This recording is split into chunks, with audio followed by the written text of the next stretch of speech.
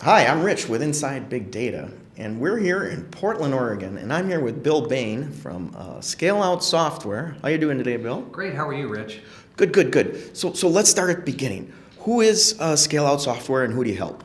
Well, ScaleOut Software is a software company that's based both here in Beaverton, Oregon, and also in Bellevue, Washington. And we've been in business now for 10 years, and our goal is to help applications scale performance to handle in-memory data so they can scale to handle big workloads and give very fast response times to customers. And most recently, we've been working on data analytics to provide what we're calling operational intelligence, to be able to give operational sites that are handling fast-changing data the ability to have very fast, real-time feedback within milliseconds or seconds.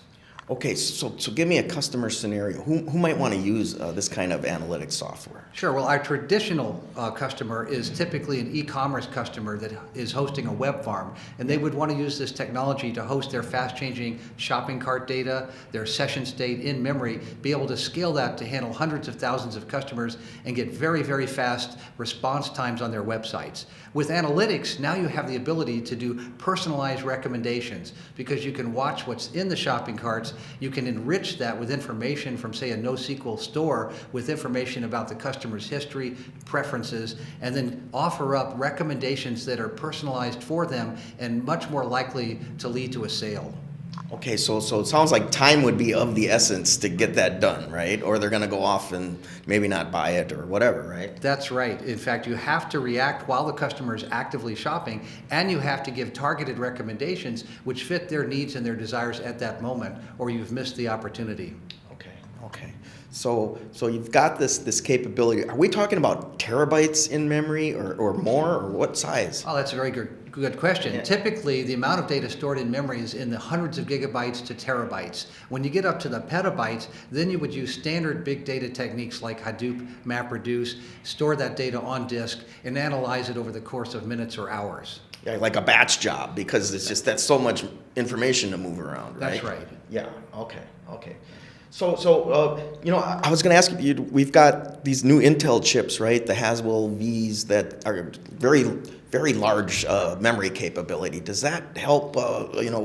With your value proposition, does it work together? Absolutely, because the more memory you put on a chip and more on a server, then the more data you can host in memory and be able to analyze very, very quickly, not have to go to SSDs or disk to hold that data.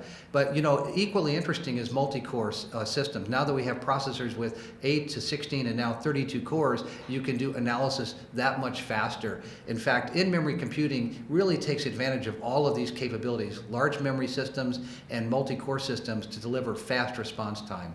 Okay, everything I read about, Bill, is about Hadoop analytics kind of moving to real time with things like Apache Spark. Do you guys play in that realm as well? Absolutely. Now, the difference between us and Spark, you're absolutely right. Spark plays in real-time analytics. The difference between Spark and Storm and other techniques is we're designed to run in operational environments where we're hosting data that reflects the state of a live system. These might be airline reservations. They might be incoming wire transfers. They would be shopping carts, as we talked about. Could be logistics. It could be military assets on a battlefield. All of these types of data need to be held in memory in a highly available manner.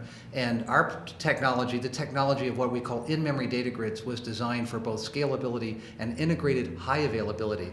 Whereas Spark really came out of the Hadoop community as a project at Berkeley to accelerate MapReduce and extend its operators to do data parallel computing. So you would find it more in the back office today, although with Spark Streaming, you're starting to see it in real-time environments. Yeah.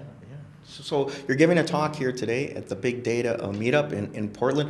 What are you going to be telling the folks today? Well, I'm going to be showing them the power of in-memory computing to deliver what we're calling operational intelligence. And we have worked with several customers and developed scenarios in which this is valuable. For example, cable TV viewers can be tracked and they can be upsold with offers that are personalized to what they're doing at that moment with their cable television. So they might, as they change channels and the cable company knows about their preferences and history, it can serve up offers that are very relevant to them. just as an example. Sure.